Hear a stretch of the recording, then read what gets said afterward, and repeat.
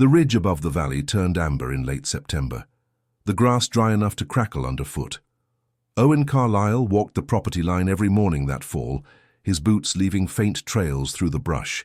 He carried a thermos of coffee and a worn notebook where he sketched angles, measured slopes, and counted yards. The land had been in his wife's family for 3 generations, 42 acres of mixed timber and meadow tucked into a fold of the western hills. His father-in-law had built the main house in the 70s, log construction with a stone foundation, and Owen's own family had moved into it 6 years earlier when the old man passed. The house sat near the center of the property, surrounded by Douglas fir and ponderosa pine that grew dense enough to shade the yard even at midday. Owen loved the trees, but every autumn he noticed how the undergrowth thickened and how the ladder fuels climbed the trunks. He noticed the way the wind funneled through the canyon to the west, picking up speed as it squeezed between ridges. He noticed the way the meadow grasses cured to tinder by October, and how the forest floor accumulated decades of needles and branches that never fully decomposed in the dry climate. He noticed the Douglas fir bark hanging loose in strips, perfect kindling waiting for a spark. He noticed everything, and what he noticed kept him awake some nights. His wife Claire thought he worried too much. So did her brother Paul, who lived in the guest cabin near the southern boundary with his teenage daughter. Claire's mother visited every weekend from town, and she always made a point of telling Owen that the forest had stood for 100 years and would stand for 100 more. They treated his concern like a quirk, something harmless but slightly embarrassing, the way you might tolerate an uncle who hoards batteries or checks the locks twice. Owen didn't argue much. He just kept walking the land, kept taking notes, kept thinking about fire. He had grown up watching the hills burn, had seen entire communities reduced to ash in a single afternoon, and he understood something his family didn't. Fire wasn't a possibility in this landscape. It was an inevitability. The only questions were when and how prepared you'd be. His father had been a logger, and his uncle a wildland firefighter, and Owen had spent his teenage summers working trail crew in national forests. He'd cut fireline by hand in 100-degree heat. He'd seen what happened when fire got into the crowns and started running. He'd helped evacuate communities where people waited too long because they thought they were safe. The first time he mentioned building a Firebreak road, Claire laughed. Not cruel laughter, just the reflexive kind that comes when someone says something so unexpected it sounds absurd. They were sitting at the kitchen table after dinner, and Owen had spread a hand-drawn map across the surface, showing a curved line that would arc around the house and outbuildings. He explained that the road would be 20 feet wide, cut down to mineral soil, with a shallow berm on the uphill side to catch rolling embers. It would take maybe 3 weeks of work with a rented excavator and a lot of manual clearing. Claire looked at the map, then at him, then back at the map. She said it would ruin the aesthetic of the property, turn the forest into a construction site, and cost money they didn't have for a danger that didn't exist. Paul heard about it the next day and made jokes about Owen building a moat. He asked if Owen was planning to fill it with water and stock it with alligators. Owen's mother-in-law called it vandalism when Claire mentioned it to her. She said the property was beautiful and natural and didn't need Owen cutting roads through it like some kind of logging operation. Before we go further, I want to hear from you. Drop a comment and let me know where you're watching from and whether you've ever had to prepare for something your family thought was unnecessary. Sometimes the hardest part isn't the work itself, but doing it anyway when the people you love think you're overreacting. Owen tried explaining the science of it. He pulled up satellite images and showed them how fire had moved through similar terrain in neighboring states. He explained flame lengths and rate of spread and the concept of defensible space. Claire listened politely and said she understood his concern, but disagreed with his conclusion. Paul said Owen was catastrophizing. Owen's mother-in-law said he should focus on real problems, like the gutters that needed cleaning and the driveway that needed gravel. That October, a small fire started 30 miles to the southeast. Lightning strike, they said, in a remote drainage where it took crews 2 days to hike in with hand tools. The fire burned through 800 acres before they got a line around it. Owen watched the smoke plume from his kitchen window, noting how the winds pushed it and how quickly it grew. Claire watched him watching and told him he was being obsessive. She said it was miles away and contained and nothing to worry about. Paul said fires happened every year, and this one was no different. Owen didn't answer. He just went back to his notebook and refined his plan. He spent evenings researching Firebreak specifications, reading case studies from CAL FIRE and the Forest Service, studying satellite imagery of their property to identify the best route for his road. He calculated fuel loads based on tree density and understory composition. He modeled wind patterns based on topography. He knew the prevailing winds came from the southwest during fire season, so his road needed to curve around the western and northern exposures. He knew the slope would accelerate fire, so the road needed to follow the contour where possible. He knew embers could travel, so he needed the berm and water storage. The more he studied, the more convinced he became that the road wasn't just a good idea. It was essential. By November, he had decided to move forward whether his family agreed or not. He had a little money saved from contract work he'd done the previous winter, repairing storm damage for a local utility company. Not much, but enough to rent a small excavator for a week and buy fuel. He told Claire he was going to start clearing brush along the northwest ridge, framing it as routine maintenance. She shrugged and said fine. Just don't tear up the trails they used for hiking. Paul offered to help for about 10 minutes, then got bored and went back to working on his truck. The first weekend he worked alone, using a chainsaw and a brush cutter to clear a 60-foot section along the ridgeline. He cut everything within 10 feet of his planned road centerline, piling the slash in a clearing where he could burn it later under controlled conditions. The work was harder than he expected. The undergrowth was dense.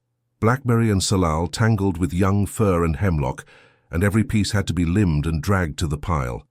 His back ached. His hands blistered through his gloves.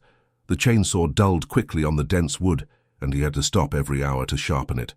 By Sunday afternoon he had cleared maybe 100 linear feet and hadn't even started grading. Claire came out once to bring him water and stood watching for a moment. She asked if this was really necessary. He said yes. She asked if he was sure he knew what he was doing. He said he'd done this kind of work before. She didn't say anything else, just walked back to the house. That evening at dinner, she asked Paul if he thought Owen was having some kind of crisis. Paul said maybe, but at least it was keeping him busy and out of trouble. They talked about Owen like he wasn't there, speculating about midlife anxiety and the stress of being underemployed. Owen ate his dinner and said nothing. The second weekend he cleared another 100 feet. The third weekend he cleared 150. He developed a rhythm, a systematic approach that made the work go faster. Cut the small stuff first, pile it. Cut the larger pieces, limb them, pile them. Rake the ground clean, mark the center line, move forward. His body adapted to the work. His hands toughened. His back stopped hurting. He started to enjoy the physical labor, the simple clarity of cutting and stacking and moving forward. The excavator arrived on a Tuesday morning in late November. Owen had rented it from a contractor in town, a compact model that could navigate the rough terrain, but still had enough bucket capacity to move dirt. The operator dropped it off at the bottom of the drive, and Owen spent the morning figuring out the controls, making practice cuts in an open area near the barn. By afternoon, he felt confident enough to start the real work. He began at the northwest corner, where the ridge rose steeply from the valley floor, cutting a shelf into the slope. The soil was rocky and the machine labored, but gradually the road took shape, 20 feet wide, scraped down to bare earth, with the excavated material pushed to form a low berm on the uphill side. Owen worked in long passes, overlapping the bucket cuts to maintain a consistent grade. Every few hours he climbed out to check his measurements and adjust his angle. The machine left deep tracks in the soft areas and scraped mineral soil in the harder sections. Dust rose in clouds when the wind picked up. By the end of the first day, he'd completed about 200 feet of road, and his arms and shoulders burned from fighting the controls. Claire and Paul came out to watch the second day. Paul asked what exactly Owen thought this road was going to do. Owen shut down the excavator and climbed out, explaining that it would create a fuel break, a zone where fire couldn't carry as easily because there was nothing to burn. He pointed out how the road would curve around the house at a distance of roughly 200 yards, close enough to defend but far enough that radiant heat wouldn't cook the structure if flames came up to the line. He showed them the berm, explaining that it would catch embers and prevent them from rolling downhill into the cleared zone. He talked about how the width was calculated based on fire intensity projections and how the route followed natural terrain breaks to maximize effectiveness. He explained that during extreme fire conditions, fires created their own weather systems and could throw embers a quarter-mile or more. He explained that the road would serve as an anchor point, a place to stage defensive operations if fire approached. Paul said it looked like a scar. Claire said it looked like a racetrack for ATVs. Owen asked if they had better ideas. Neither answered. Paul just shook his head and walked away. Claire lingered a moment longer, looking at the raw earth, then followed her brother back to the house. By the end of the week, he had completed the northwestern arc, about a quarter of the total loop. His budget was nearly gone. He returned the excavator and spent the next month finishing the rest by hand, using a Pulaski and a McLeod to scrape and cut and pile. It was slow work. The winter rains came in December and turned the fresh dirt to mud, forcing him to wait for dry days to continue. He worked in 2-hour sessions, cutting and scraping until his body gave out, then resting and starting again. Christmas came and Owen's family exchanged gifts in the living room. Paul gave him a toy bulldozer as a joke. Everyone laughed. Owen smiled and set it on the mantel. His mother-in-law gave him a book about forest gardening, suggesting he plant fruit trees instead of cutting roads. Claire gave him practical gifts, work gloves and a new thermos. Owen gave Claire jewelry she'd been eyeing. He gave Paul tools.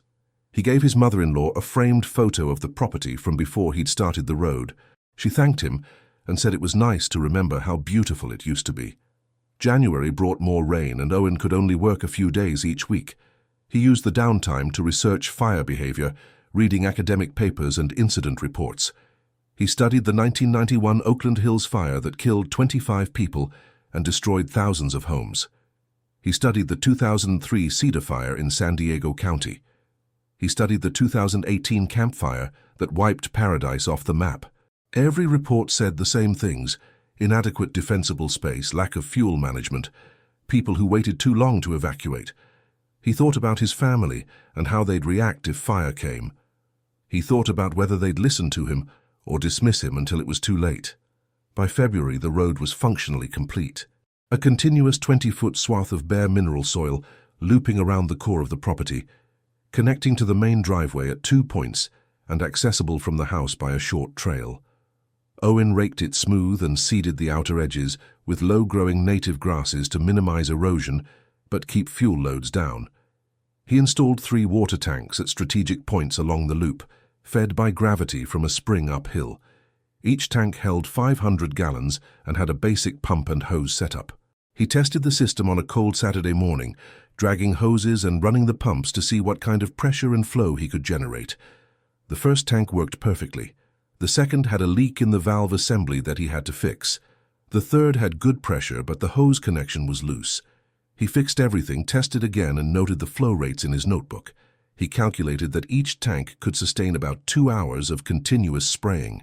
Not great, but better than nothing. He could refill them from the spring if he had time. No one praised the work. Paul said it was a waste of time and money. Claire said it might be useful for access if they ever needed to bring equipment to the back of the property. Owen's mother-in-law said it was a shame to cut down so many nice trees. Owen didn't respond. He just maintained the road, walking it every few weeks to clear new growth and check for erosion. The road became part of the landscape, something his family walked past without thinking about, like a fence line or a shed. Occasionally visitors would ask about it, and Owen would explain, but most people had the same reaction as his family. Polite interest masking quiet skepticism. One neighbor asked if Owen was planning to turn the property into a rally course. Another said it must be nice to have so much free time. A third suggested Owen was being influenced by all the doom and gloom news coverage about climate change. Owen stopped explaining. He just maintained the road and kept his concerns to himself. Spring passed quietly. Owen did contract work, repaired equipment, helped Paul rebuild the engine in his truck. The road faded further into normalcy. In April, he burned the slash piles under controlled conditions, waiting for a day with high humidity and low winds. The piles burned hot and clean, reducing years of accumulated fuel to ash. His mother-in-law drove up while the fires were burning and asked if he'd gotten the proper permits. Owen said yes. She asked if he was sure it was safe. Owen said he'd been doing controlled burns for 20 years. She said she hoped he knew what he was doing. In May, a small fire started 20 miles north and burned for 2 days before rain put it out. Owen's family barely mentioned it. In June, the forecast called for a hotter and drier summer than usual, and the state issued early fire warnings. Owen checked the road, cleared new brush, topped off the water tanks. Claire asked if he was planning to spend the whole summer obsessing over fires that might never come. He said he hoped they wouldn't, but hope wasn't a strategy. She rolled her eyes and changed the subject. July brought temperatures in the high 90s and no rain. The meadows turned brown. The forest floor crackled. Red flag warnings appeared on the Weather Service website, and small fires popped up across the region, most of them quickly contained. Owen felt the tension building like pressure before a storm. He started keeping a go bag in the truck.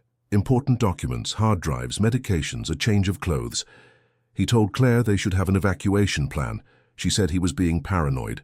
Paul said the fire season was always like this, hot and dry, and they'd been through it before without problems. Owen didn't argue. He just kept monitoring conditions. He checked the fire map on his phone a dozen times a day.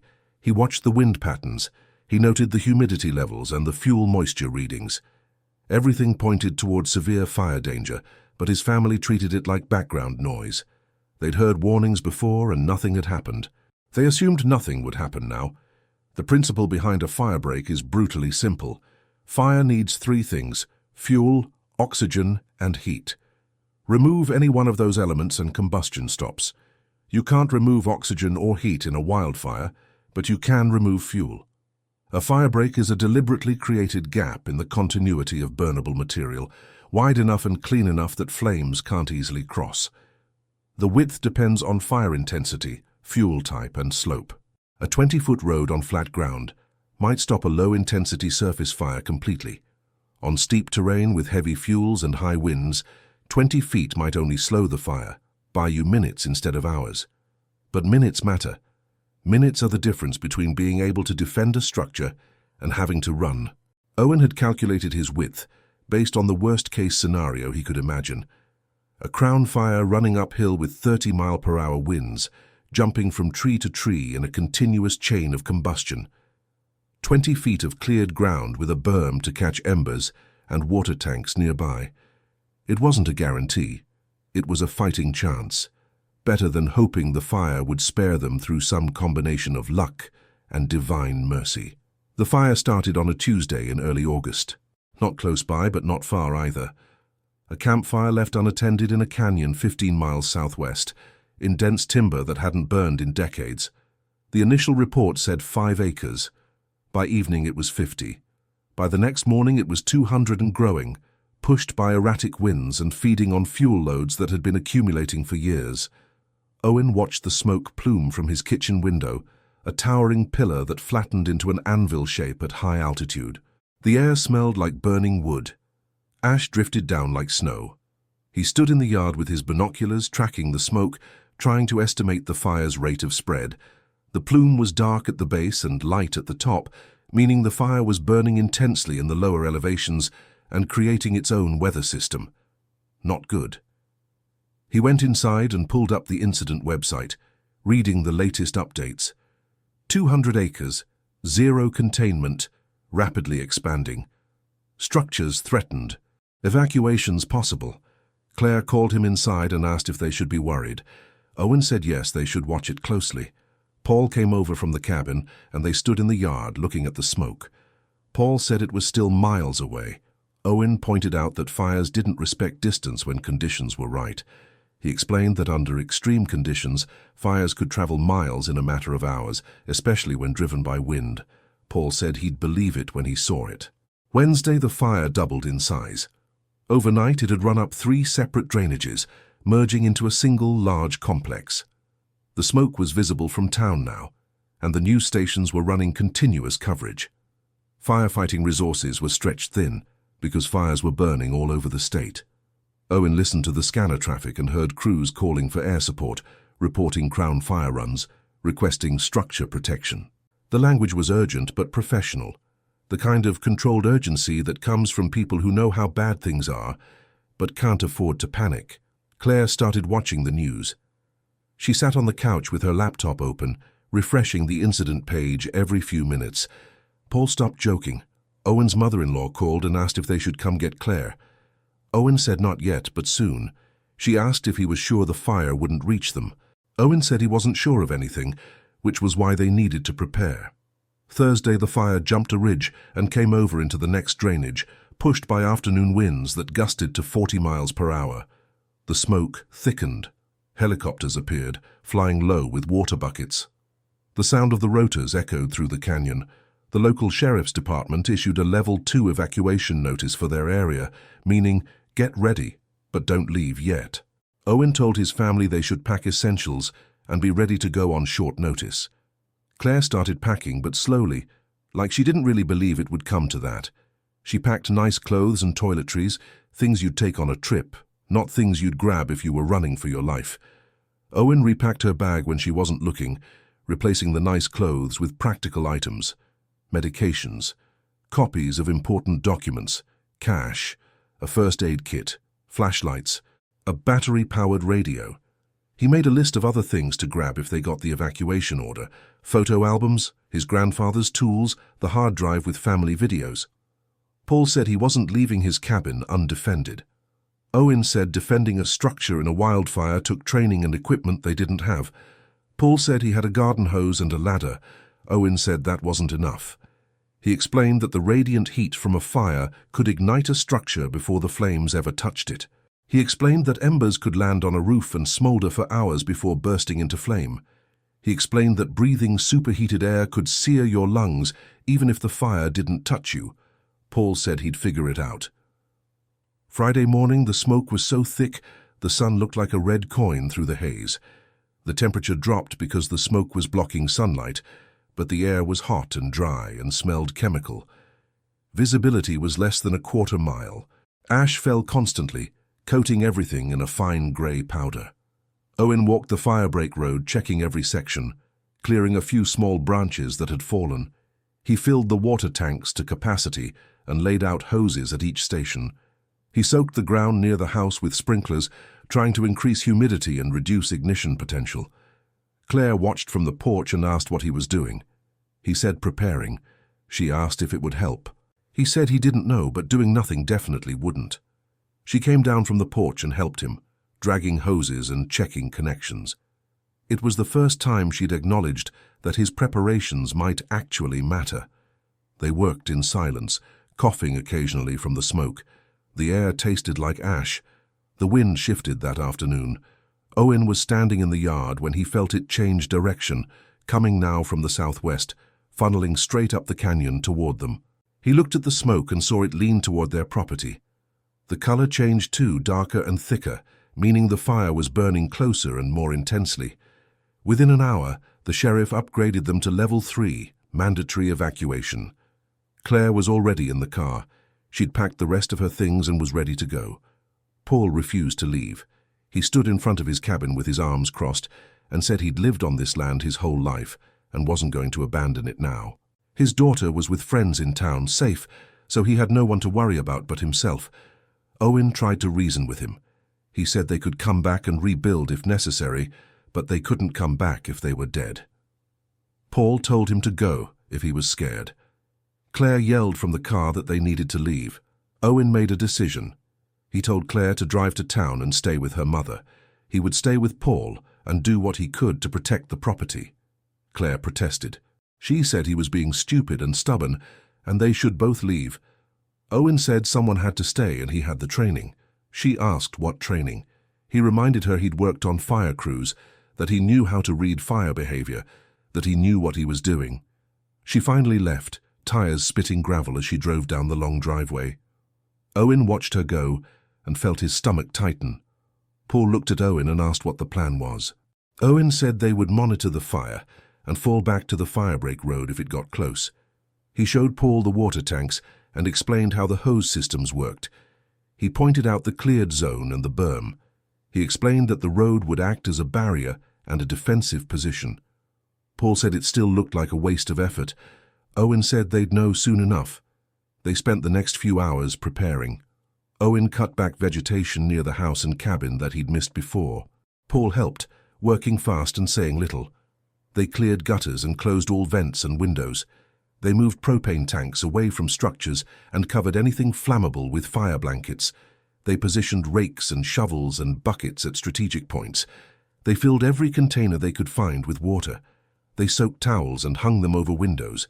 They worked until the smoke was so thick they could barely see across the yard. The fire arrived at dusk. Not the main front, but spot fires started by embers that rode the wind ahead of the flames. Owen saw the first one ignite in the meadow 300 yards west of the house, a small plume that grew fast. Then another to the north, then another.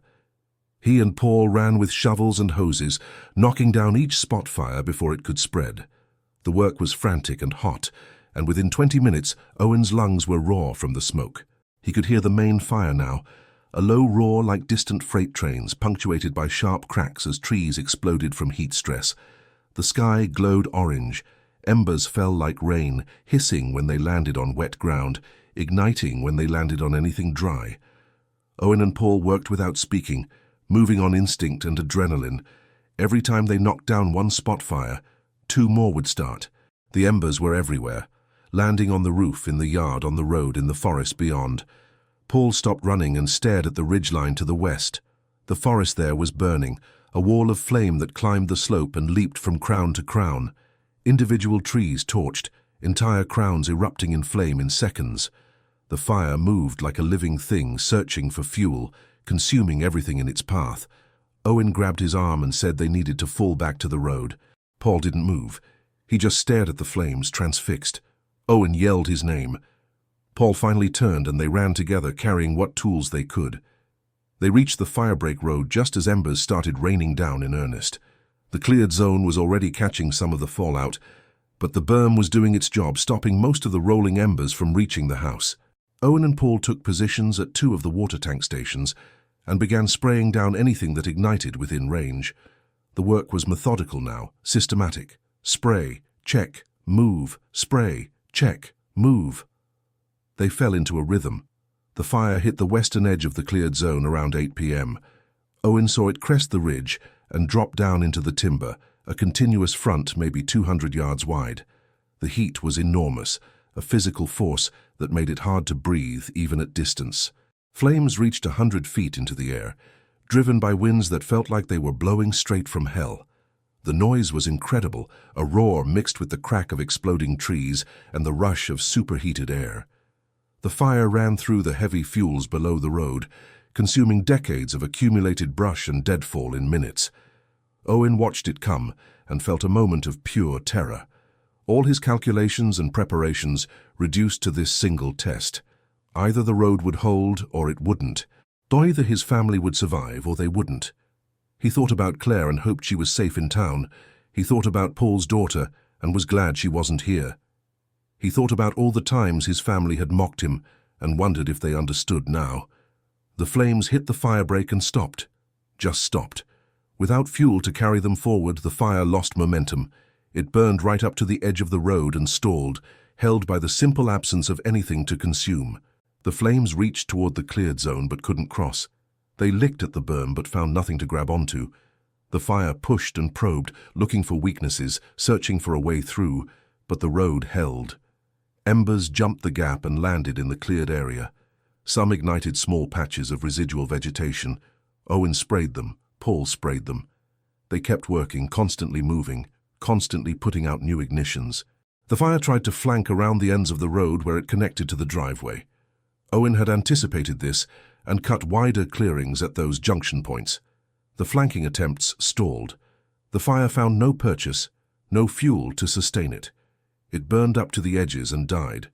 The main fire burned past them, moving upslope and east, consuming the forest beyond the Firebreak, but unable to cross into the protected core. Owen and Paul worked through the night, fighting spot fires and keeping the cleared zone wet. The work never stopped. Every time they thought they had it under control, new embers would land and start new fires.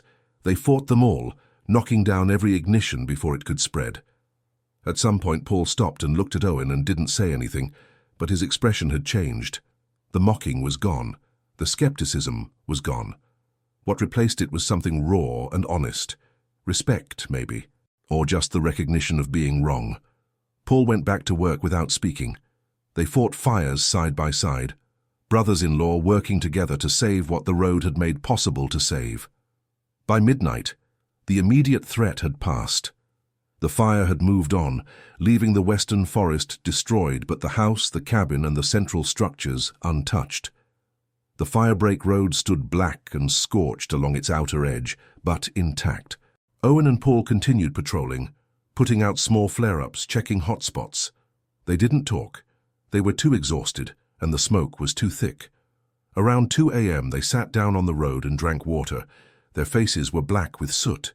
Their clothes were singed, their lungs burned. Paul said he was sorry. Owen said it was all right. Paul said no, it wasn't. He said he should have listened. He said he should have helped. He said he called Owen paranoid and made jokes and never took it seriously, and if they'd lost everything, it would have been his fault too. Owen said it wasn't about fault. Paul said it kind of was. He said Owen had seen the risk and acted on it, and everyone had made fun of him for it. He said Owen had spent months building something nobody believed in, and now that something had saved their lives. He said he was sorry, and he didn't know what else to say. They sat in silence after that, watching the embers die. They walked the perimeter at dawn. The contrast was stark. Outside the cleared zone, everything was ash and char. Trees reduced to blackened poles, the ground still smoking. The forest looked like a moonscape, grey and lifeless. Inside the zone, the forest was untouched. The house stood exactly as it had the day before. Paul's cabin was fine. The outbuildings were fine. Even the trees Owen's mother-in-law had mourned losing when he cut the road were fine, because they were inside the protected area. The firebreak had worked exactly as designed. The road had stopped the fire cold. The berm had caught embers. The water tanks had provided the resources they needed to fight spot fires. Every element of the system had performed its function. Owen felt relief, but not triumph. He'd been right. But being right meant the danger had been real. Being right meant they'd come within yards of losing everything. Paul picked up a piece of charcoal that had once been a branch and crumbled it between his fingers. He said it could have been the house. Owen said yes. Paul said it could have been them. Owen said yes to that too. They walked the entire loop, checking for hotspots, making sure nothing was still burning. The morning was quiet except for the occasional crack of a falling tree in the burn zone. Claire came back 2 days later when authorities lifted the evacuation orders. She drove up the road and stopped at the edge of the burn zone, staring at the destruction. The hillside was black as far as she could see. Smoke still rose from hotspots. The smell was overwhelming, a mix of burned wood and chemical residue. She sat in her car for a long moment, not moving, just looking at what the fire had done. Then she drove into the property and saw the house intact and clean, surrounded by green forest. She got out of the car slowly, like she couldn't quite believe what she was seeing. She walked to where Owen was standing near the firebreak. She looked at the road, at the cleared zone, at the black scorched earth along the outer edge, at the berm that had caught hundreds of embers. She asked how bad it had been. Owen said bad. She asked if the road had made the difference. He said yes. She asked what would have happened without it. He said they would have lost everything. The house, the cabin, probably their lives if they'd stayed. She started crying. Not dramatic sobs, just quiet tears running down her face. She said she was sorry for not believing him. She said she was sorry for laughing. She said she was sorry for calling him paranoid. He held her and said he was just glad it had worked. She pulled back and looked at him and said it wasn't luck. She said he knew. He'd known all along and she hadn't listened. The fire eventually burned over 40,000 acres and destroyed 60 structures. Investigators found that most of the destroyed buildings had been surrounded by dense vegetation with no defensible space. The few structures that survived had fire breaks, cleared zones, or access to water. Owen's property was cited in the after-action report as an example of effective private fuel management. The local fire marshal came out to walk the road and take photos. He asked Owen how he'd known to build it. Owen said he'd grown up around fire and understood the risk. The marshal said, most people don't act until it's too late. He said Owen had probably saved his family's lives. Owen said he'd been lucky too. The marshal said luck helped, but preparation made it possible. He asked if he could use photos of the property in training materials. Owen said yes. He hoped maybe other people would learn from it, would see that preparation wasn't paranoia. Owen's mother-in-law visited the next weekend and walked the firebreak with him. She was quiet for a long time, then said she wished she'd taken him seriously. She said she'd thought the forest was safe because it had always been there. Owen said everyone thinks that until the fire comes. She asked what he would do differently next time. He said he'd widen the road by another 10 feet and add more water storage. She asked if there would be a next time. He said probably. Fire was part of the ecosystem. They just had to learn to live with it. She asked if he was angry with her for dismissing his concerns. He said no. He said people don't believe in risks they haven't experienced. She said that was no excuse. He said maybe not, but it was reality. She said she was proud of him, even though she should have been proud of him before. She said it took courage to act when everyone thought you were wrong. Owen said it wasn't courage, just responsibility. Paul spent the following month helping Owen repair and improve the firebreak. They widened sections that had been tested hardest, added a 4th water tank, and installed a better pumping system that could run off a generator. Paul told his friends about the road, about how he'd thought it was stupid and been proven completely wrong. Some of them started building their own firebreaks. Others still thought it was unnecessary, still believed it couldn't happen to them. Paul said he used to be one of those people. He said it was easy to ignore risk until risk found you. One friend asked if Paul felt stupid for doubting Owen. Paul said yes, but more than that, he felt grateful. He said the only reason his cabin was still standing was because his brother-in-law had been stubborn enough to build a road nobody believed in. He said he'd stood on that road watching flames come within yards and stop. He said he'd felt the heat and choked on the smoke, and understood how close they'd come. He said everyone should have someone like Owen in their life, someone willing to see danger and act on it even when it's unpopular. The property recovered slowly. The burned forest beyond the firebreak would take decades to regenerate. Owen cleared some of the hazard trees and salvaged what timber he could. He replanted native species in strategic locations and managed the recovery to reduce future fuel loads. The Firebreak Road became a permanent feature, maintained and improved each year. Claire no longer questioned his caution. When he suggested installing fire-resistant siding or creating additional clearings, she agreed. When he wanted to practice evacuation drills, she participated. When he talked about extending the road or connecting it to neighbor properties, she helped him draft plans. The experience had changed something fundamental in how his family thought about risk. They'd gone from dismissing danger to actively preparing for it. They'd learned the hard way that safety is earned through preparation, not assumed through hope. A year later, during another hot summer, a smaller fire started in the hills to the north. Owen's family evacuated early before orders came. They packed efficiently, took what mattered, and left calmly. There was no drama, no debate, no resistance. They'd practiced this. They knew what to do. They drove to town and waited, monitoring the fire's progress online. They returned to find the fire had burned to within half a mile, but stopped at a natural barrier. This time there was no last-minute defense, no desperate stand. They had simply prepared, left when it was safe to do so, and trusted that the preparations would hold. They did. The house stood. The road stood. The lesson stood. Claire said the evacuation had felt almost routine. Paul said that's how it should feel.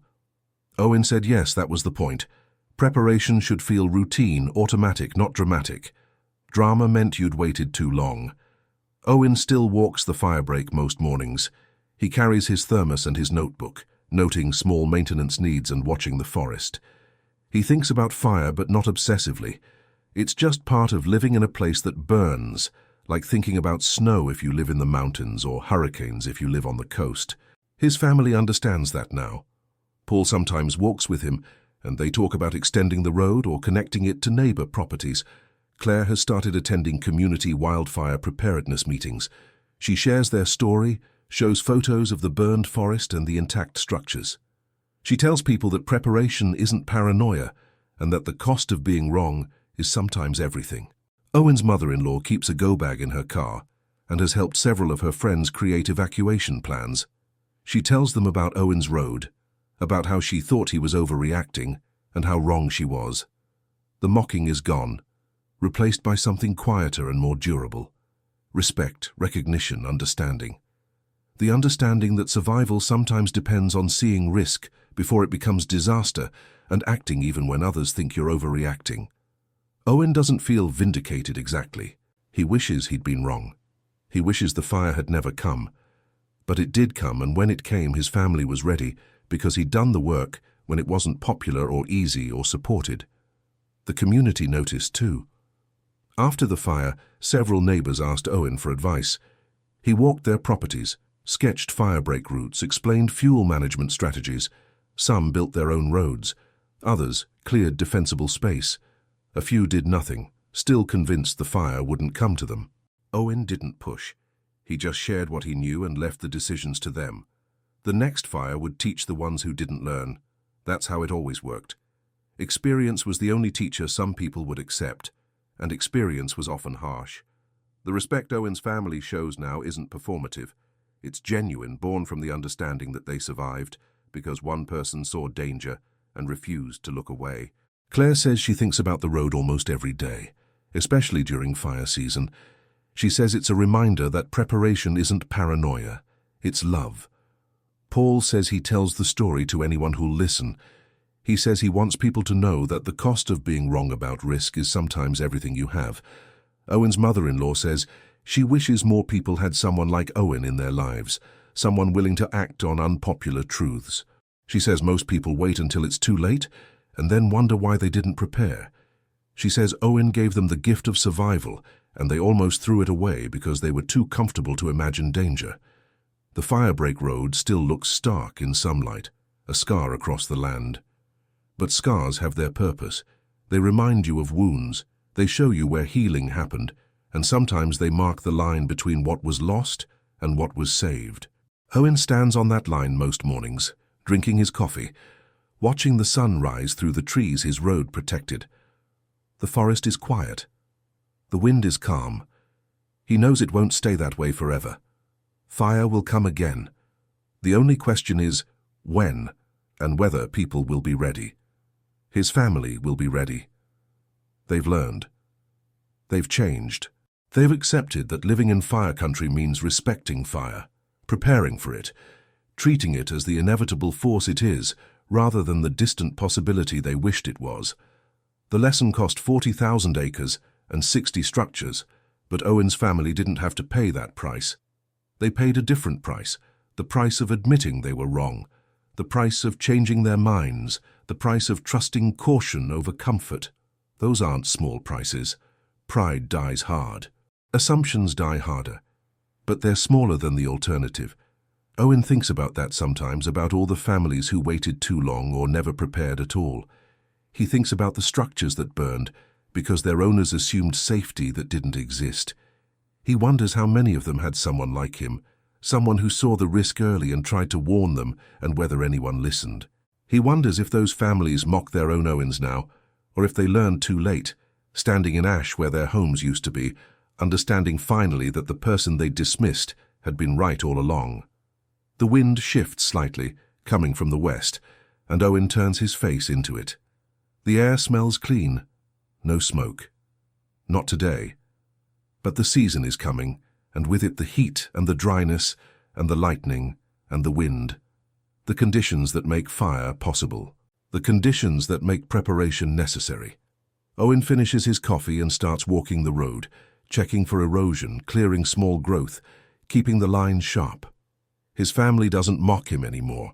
They don't question his caution or roll their eyes when he mentions fire weather. They've seen what happens when caution is ignored. They've stood on the edge of loss and understood how close they came. And that understanding changed everything. It changed how they think about risk. It changed how they think about preparation. It changed how they think about the person who saved them. Behind him, the house stands solid in the morning light, surrounded by forest that survived because of a road that shouldn't have been necessary, but was. Owen reaches the northern junction point and stops to check the water tank. The level is good. The pump works. Everything is ready. It's always ready now. That's the point. Being ready before you need to be, because once you need to be, it's too late. That's what the road taught his family. That's what the fire proved. And that's what Owen will keep teaching anyone who'll listen, because the next fire is always coming, and the only question is whether you'll be ready when it arrives. The answer depends on you. Owen turns from the tank and continues his walk. Paul meets him halfway around the loop, carrying his own thermos. They walk together in comfortable silence, two men who learn the same lesson in different ways. Paul stops at the place where the flames came closest, where the scorch marks still darken the outer edge of the road. He puts his hand on the berm and says he comes here sometimes to remember. Owen asks what he remembers. Paul says everything. The heat, the noise, the fear, the moment when he realized Owen had been right all along. They continue walking. The morning is cool and clear, perfect conditions. Fire weather is still months away. But Owen knows how quickly conditions can change. He knows how fast complacency can return. He knows that every year without fire makes people forget, makes them think maybe this year will be different, maybe the danger has passed. He knows better. The danger never passes. It just waits. Claire joins them at the Eastern Junction, bringing a basket with breakfast. They sit on the road and eat together. 3 people who survived because one of them refused to ignore what everyone else wanted to dismiss. They talk about small things: Paul's daughter's upcoming graduation, Claire's mother's garden, plans for the weekend. Normal conversation about normal life, made possible by the abnormal preparation that most people never make. After breakfast, Owen walks the last section alone. He likes this part of the morning, the solitude and the quiet.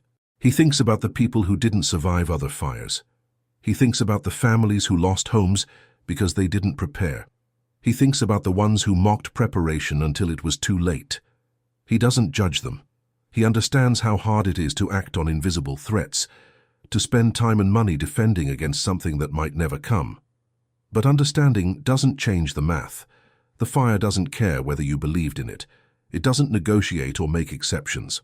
It just burns. And when it comes, the only thing that matters is whether you were ready. Owen was ready. His family survived because he saw danger clearly and acted decisively despite mockery and doubt. The sun climbs higher. Owen completes his circuit and returns to the house. The day ahead is full of ordinary tasks: repairs to make, calls to return, life to live.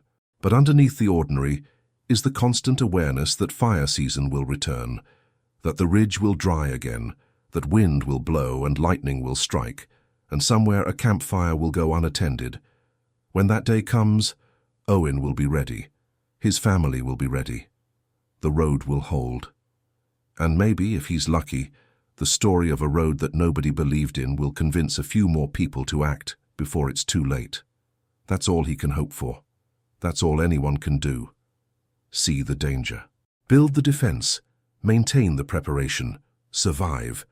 The Firebreak road curves through the forest like a promise kept, a promise Owen made to himself when his family laughed, a promise that saved their lives when the wind pushed flames to them, a promise that stands ready for the next fire because there's always a next fire, always another test, always another chance to prove that preparation matters more than hope, that caution beats comfort, that the people who see danger first are the ones who save lives. Owen stands on his road and looks at the forest his family thought was safe. They know better now. They learned the hard way, but they learned. And in the learning they survived. That's enough. That has to be enough. Because fire is coming again, and when it does, this road will be here, maintained and ready. A 20-foot strip of bare earth that marks the difference between survival and loss. The mocking stopped the day the flames arrived. It will never return. And that's the real lesson of the Firebreak road. Not that Owen was right and his family was wrong, but that survival belongs to those who act while others doubt, who build while others mock, who prepare while others assume. The road saved them. The work saved them. The refusal to ignore danger saved them. Owen walks inside. The coffee is cold. The morning is done. The road stands ready. Everything is as it should be. And when fire season comes again, his family will not mock him. They will thank him. They will help him. They will stand with him. Because they understand now. They finally understand. And understanding, earned through near loss and desperate defense, is the only thing that lasts.